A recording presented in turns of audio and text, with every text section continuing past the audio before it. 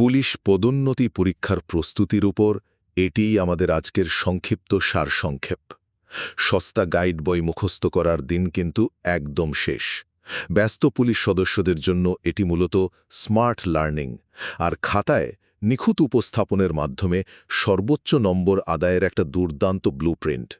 প্রথমত, গাইড বই বাদ দিয়ে মূল আইনের বই বা বেয়ার অ্যাক্টস পড়া শুরু করুন।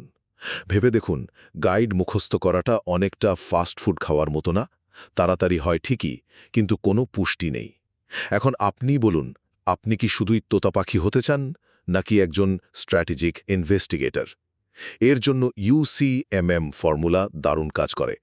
মানে, ধারাগুলো বোঝা, অন্য আইনের সাথে কানেক্ট করা এবং নিজে নিজে প্রশ্ন তৈরি করা। দিনে 10 ঘন্টা এলোমেলো পড়ার চেয়ে রোজ 2-1 ঘন্টা ফোকাসড পড়াই কিন্তু অনেক বেশি কার্যকর। দ্বিতীয়ত, পরীক্ষকরা খাতায় আইনের আন্তঃসংযোগ বা ইন্টারকানেকশন দেখতে চান।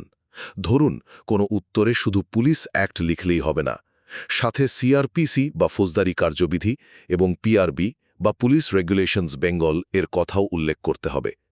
আপনি হয়তো ভাবছেন, এত ধারা একসাথে মনে রাখা কি আদৌ সম্ভব? বিশ্বাস করুন, বেসিক কনসেপ্ট একবার বুঝে গেলে এগুলো একদম চেনের মতো কাজ করে। একটা টানলে অন্যটা এমনিতেই চলে আসবে। তবে হ্যাঁ, FIR বা প্রাথমিক তথ্য বিবরণী আর GD বা সাধারণ ডায়েরির মতো বিষয়গুলোর মৌলিক পার্থক্য কিন্তু একদম ক্লিয়ার রাখতে হবে। পরিশেষে ভুলে যাবেন না যে পরীক্ষার খাতাই আপনার প্রতিচ্ছবি। পরীক্ষকের মন জয় করতে হলে স্পষ্ট করে ধারার উল্লেখ করতে হবে, আর পাতা উল্টানোর সময় নিচে PTO বা চলমান লিখে দিতে হবে।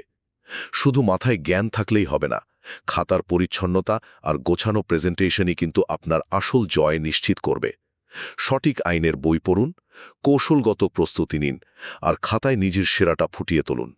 আপনার কাঙ্ক্ষিত পদোন্নতি এখন পুরোপুরি আপনারই হাতে।